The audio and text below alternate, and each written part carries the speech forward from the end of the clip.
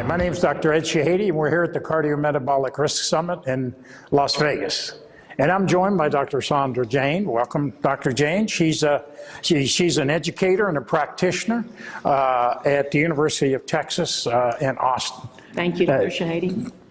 I think you teach mostly nurse practitioners, is that correct? Absolutely, the psychiatric nurse practitioners at UT. Excellent. But she spoke on a subject that I really is dear and near to my heart, depression and distress, which is extremely important in cardiometabolic risk. But I think that, as I was talking to you before, it's probably not as well recognized as it should be.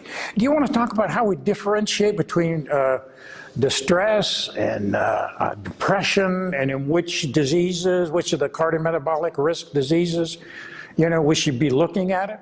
Absolutely. Yeah. And if I may, I'd really like to make it specific to diabetes. Okay, very good. So we know that with depression, there's a lot of impairment, there's a lot of difficulties. Right. But we also know that with diabetes, Right. we see the same sort of difficulties, functional impairment, Sure. struggling with the disease. Sure. Now here's the challenge. When those two marry, Yeah. it's not a pretty relationship. Right, right. It's much more difficult. Right. We know the rates of comorbidity run probably 20 to 35%. So these are the patients we're seeing day in and day out. They're the high rollers, frequent flyers. Amazingly so. Right. And even more interesting is that when you look at the data, many times the patients with diabetes Right. who are then really appropriately screened and assessed for major Right. depression, Right.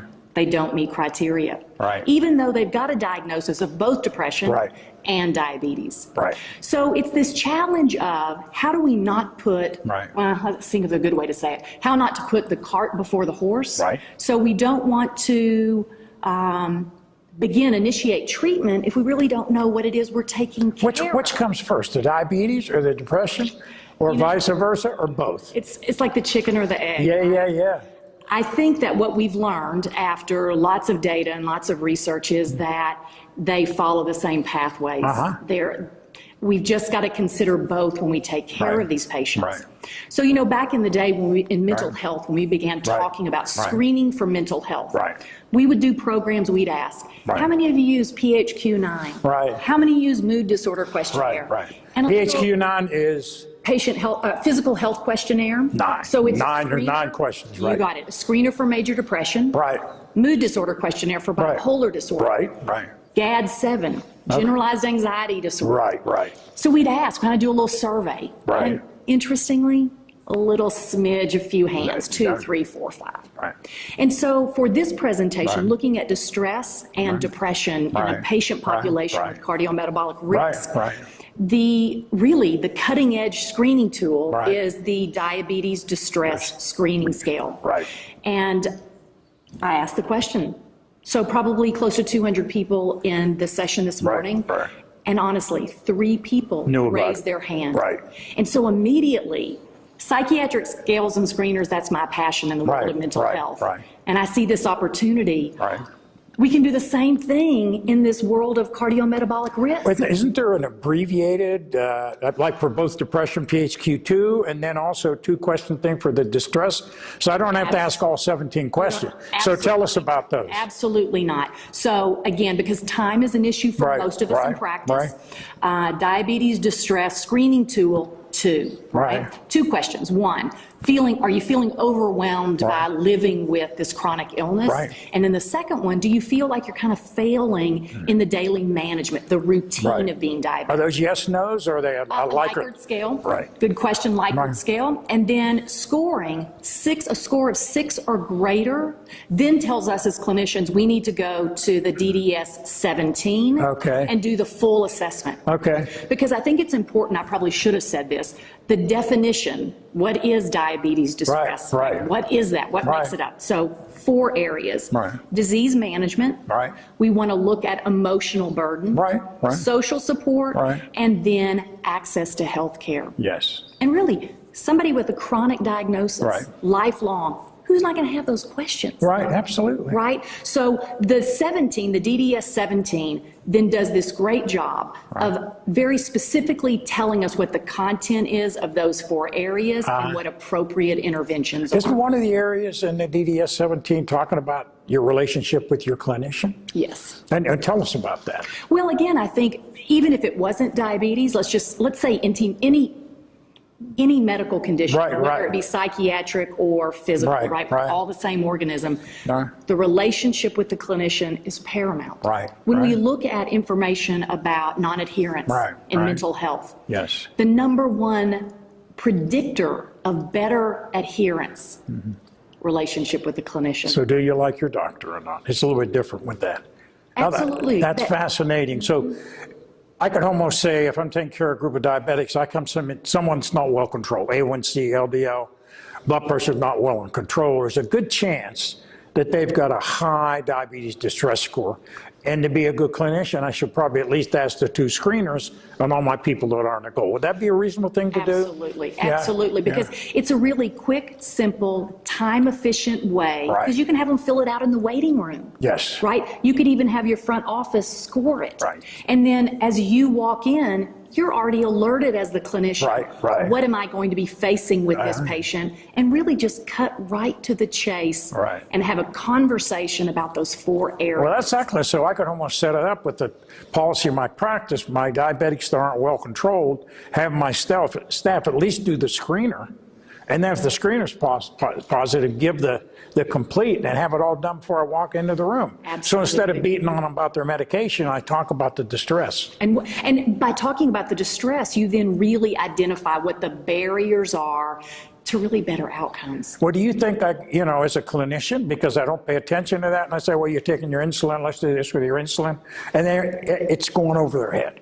And I need to focus on the diabetes distress to really help them with their diabetes. Is that a correct assumption? Absolutely. Right. I mean, one of the things I didn't share with you is that I'm a type 1 diabetic. Okay, so know. I speak from both practicing clinician and as And a patient, absolutely. And these areas around diabetes distress, Right. as clinicians, we're not sensitive to it. Sure. It really does have the ability to look like depression. Sure, absolutely. And the challenge with patients being able to bring that up in a meeting with you or with me, they're really very frightened. It's Sure. scary. Yeah, absolutely. And so I think we tend to avoid things. Right. We'll just act like that's not there and pretend like Sure. nothing's happening. Yeah, well, it's hard to admit that I'm overwhelmed by my disease. Me, I'm a tough guy. That's right. How could I get overwhelmed? I solve the rest of the world's problems. So it is a personal, and I got to trust you if I'm going to tell you that. Talk to me about that. Do I really have to trust my doctor to really talk about some of these things?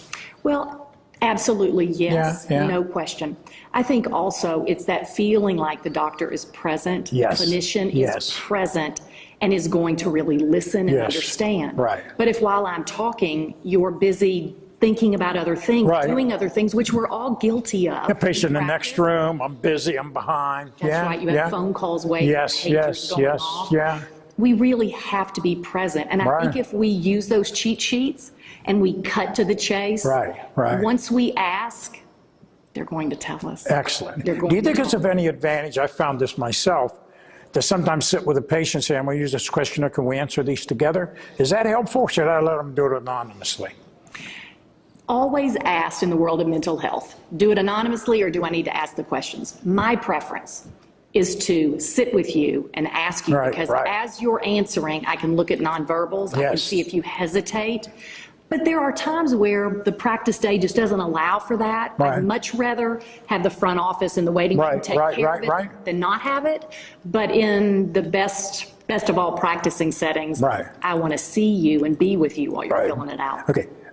How can I get this? I just go on Google and just Google diabetes distress score and it'll come up? Yeah, you could absolutely search it through Google and get access to the website where you can download it. But also in the slide deck for people who are attending the conference this weekend, excellent. They can actually, it's referenced on the slide. Excellent, okay. One last question, it's going back to the depression, because I find it fascinating. Depressed people get diabetes, diabetes people are depressed.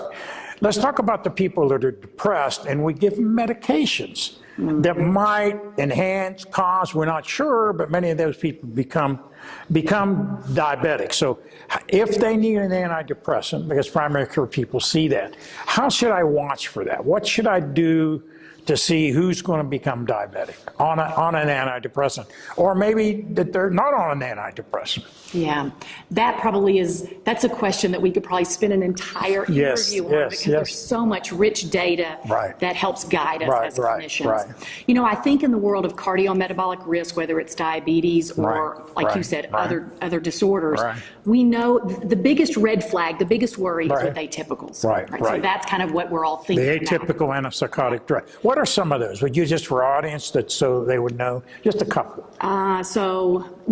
It's not the typical ones like Prozac.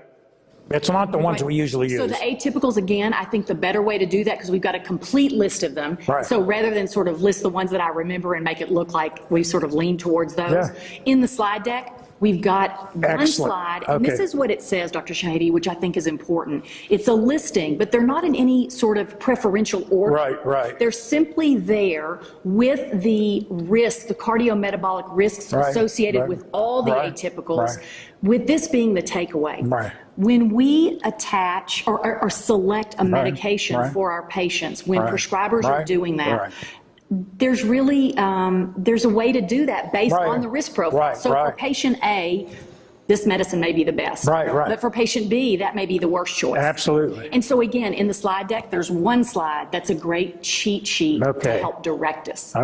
Now, you said something about antidepressants, and I must comment on that, because it's something that I think we as clinicians, we just don't think about it. Recent study published 2014, so very new. And it's asking the question, as prescribers, clinicians who are prescribers, should they be looking at, is it important to look at antidepressant risk in the world of diabetes? And I think before, not so much concern. It's not an atypical. We're looking at depression. We're looking at antidepressants. The data is not so encouraging. Is that right? It says we've got to watch this population too. So here's just a quick summary.